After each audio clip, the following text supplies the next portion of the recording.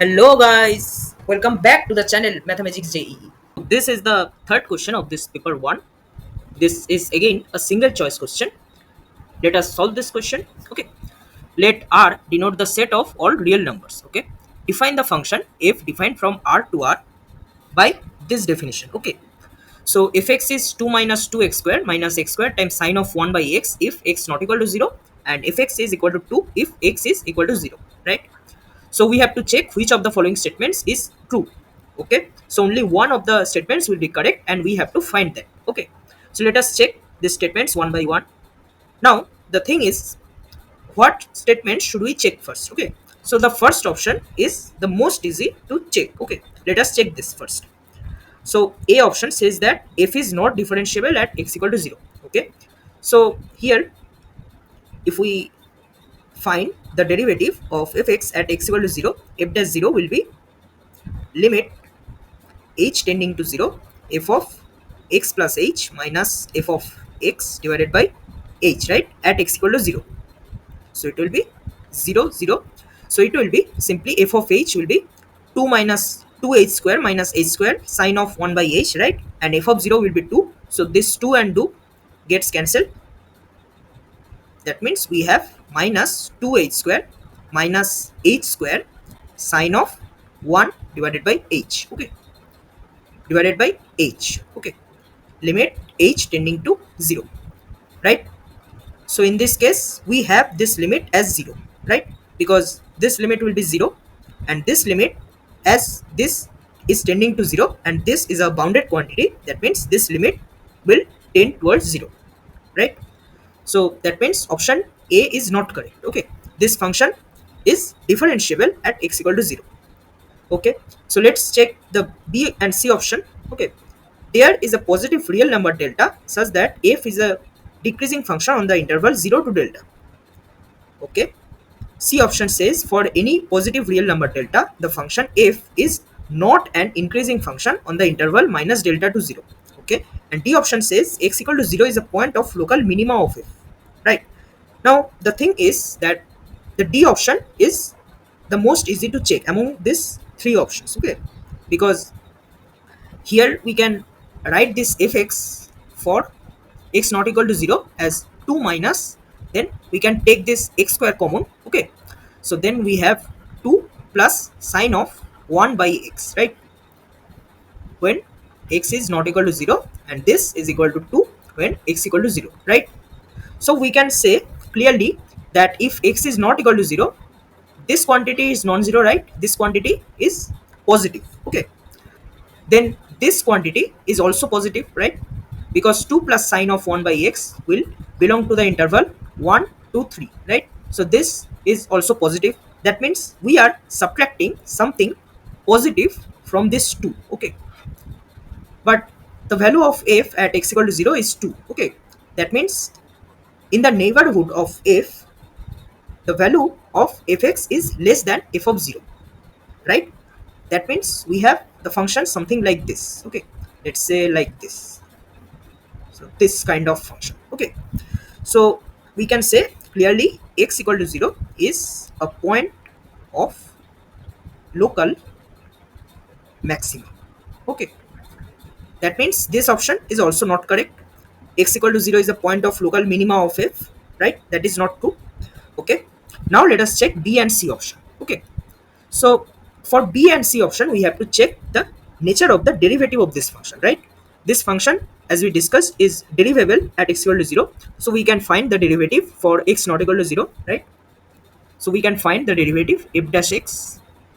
It will be minus 4x minus, this will be 2x sine of 1 by x minus, this will be x square cos of 1 by x times minus 1 by x square, right?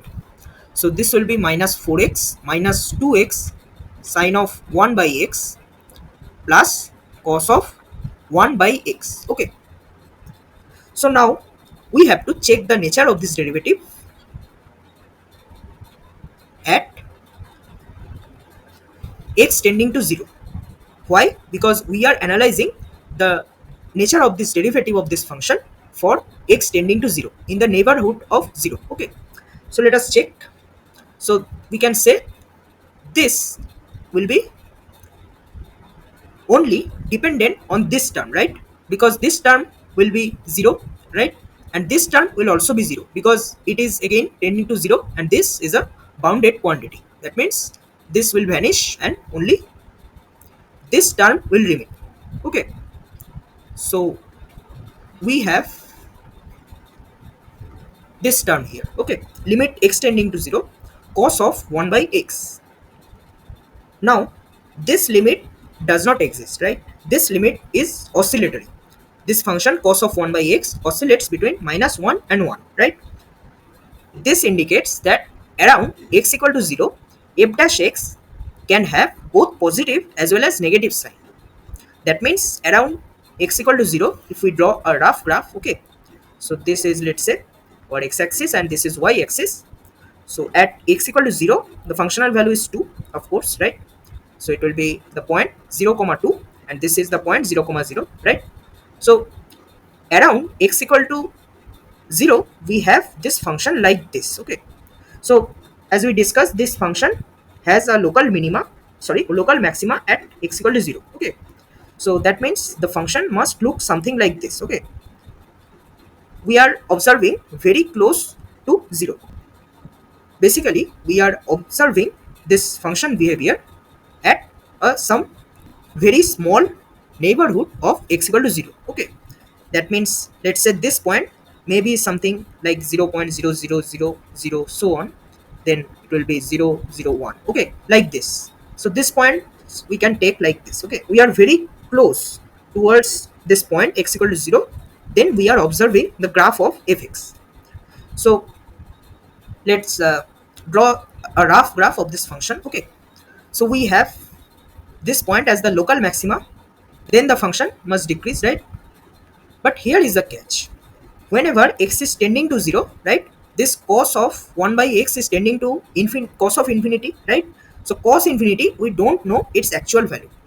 That means near x equal to 0, this derivative must oscillate this much rapidly. Okay, so like this. Okay, so it will oscillate and never stop. Okay, it just loses its mind, it goes crazy. Okay, this function cos of 1 by x or sine of 1 by x type of function.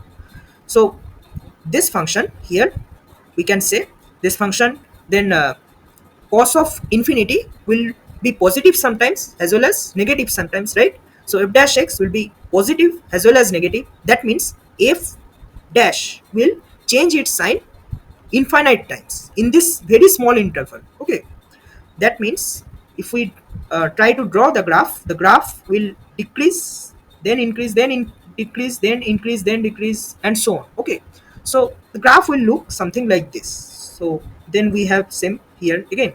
Okay, so now let us check these statements b and c. Okay, there is a positive real number delta such that f is a decreasing function on the interval 0 to delta.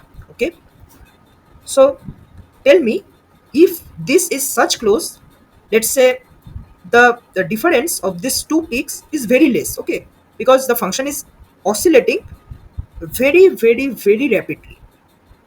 So the distance between two consecutive peaks here, okay, you can say that this not necessarily be in the same horizontal level, but these are two peaks, right? Two consecutive peaks, but the difference, the delta x, right, this x difference here, this delta x tends to 0. Okay, for x tending to 0. So this is the catch here, that the peaks are very much closer to each other.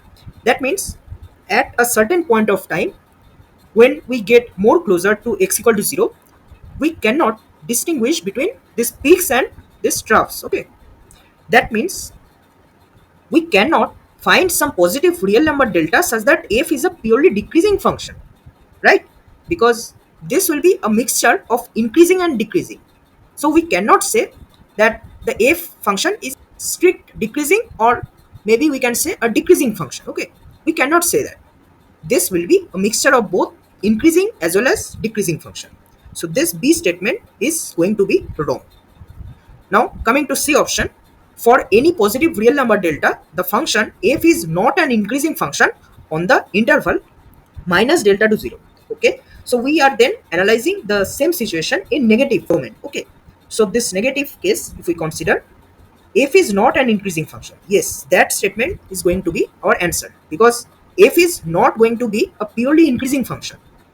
F is both increasing and decreasing. Okay, so f increases for some x, then decreases, then again increases, so the derivative sign keeps switching between negative and positive.